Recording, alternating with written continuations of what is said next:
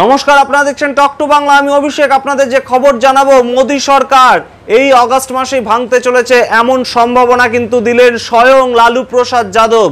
বিহারের প্রাক্তন মুখ্যমন্ত্রী এবং দেশের প্রাক্তন রেলমন্ত্রী লালু প্রসাদ যাদব কিন্তু এমন সম্ভাবনা দিলেন এবং আরজেডি প্রধান লালু প্রসাদ যাদবের মুখে এমন সম্ভাবনার কথা কিন্তু উঠে এলো। কিন্তু কেন, কোন প্রসঙ্গে জানাবো আপনাদের, তার আগে অবশ্যই টক টু বাংলা ইউটিউব চ্যানেলটিকে সাবস্ক্রাইব করুন এবং প্রত্যেকটি ভিডিও লাইক কমেন্ট শেয়ার করে বন্ধু বান্ধব পরিচিত মহলে ছড়িয়ে দিন টক টু বাংলা।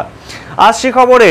লালু প্রসাদ যাদব অত্যন্ত বর্ণময় চরিত্র এবং বহুদিন যাবৎ তিনি রাজনীতির আঙিনায়, দেশের রাজনীতির ক্ষেত্রে, সংসদের মধ্যে হোক কিংবা তিনি বিহারের মুখ্যমন্ত্রী হিসেবে তার দায়িত্ব পালন করার ক্ষেত্রে হোক, তিনি কিন্তু সবার আগে এবং অত্যন্ত বর্ণময় চরিত্র, বিতর্কিত চরিত্র এবং বিভিন্ন সময় কিন্তু তিনি একাধিক সরকারের আমলে তিনি কেন্দ্রীয় মন্ত্রী হিসেবে যেমন দায়িত্ব পালন করেছেন, বিভিন্ন অনেক বছর ধরে কিন্তু রাজ্যের মুখ্যমন্ত্রী হিসেবে বিহারের হাল ধরেছিলেন লালু প্রসাদ যাদব। তারপর একটা সময় আসে, তার স্ত্রী রাবড়ি দেবী তিনি কিন্তু মুখ্যমন্ত্রী হন এবং তারপর কিন্তু নীতিশ কুমারের দখলে চলে যায় বিহার, এবং এখনো পর্যন্ত কিন্তু বিহারের মুখ্যমন্ত্রী নীতিশ কুমার। কিন্তু লালু প্রসাদ যাদবের গলায় কিন্তু শোনা গেল মোদী সরকারের অশনি সংকেত।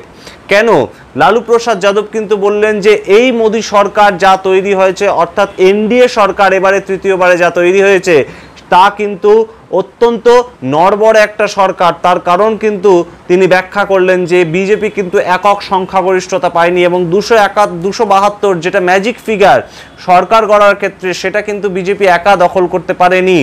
ইস বার 400 পার স্লোগান দিলেও কিন্তু বিজেপির দখলে মাত্র 240টি সিট সারা দেশ থেকে তৈরি হয়েছে এবং সেই জায়গা থেকে কিন্তু অত্যন্ত ভাইটাল একটা ভূমিকা পালন করলো এনডিএ সরকার তৈরি করার ক্ষেত্রে নীতিশ কুমারের দল এবং তার সঙ্গে কিন্তু চন্দ্রবাবু নাইডুর মতন দল। এই ধরনের বিভিন্ন দলের, অর্থাৎ আঞ্চলিক দলের সাহায্যে কিন্তু এবারে দেশে তৈরি হয়েছে তৃতীয়বারের জন্য এনডিএ সরকার। এবং সেই প্রসঙ্গটা নিয়ে কিন্তু লালু প্রসাদ যাদব, অর্থাৎ নীতিশ কুমারের দলের সঙ্গে যে লালু প্রসাদ যাদবের ছেলে মিলে বিজেপির বিরোধিতা করেছিল কয়েক বছর আগে আমরা দেখেছিলাম, সেই জায়গা থেকে কিন্তু নীতিশ কুমার আচমকাই বিজেপির হাত ধরে এবং লালু প্রসাদ যাদবের ছেলে অর্থাৎ তেজস্বী যাদব, তার যে দল, তারা কিন্তু বিরোধীর ভূমিকা পালন করছে বর্তমানে বিধানসভায়, বিহারের বিধানসভায়।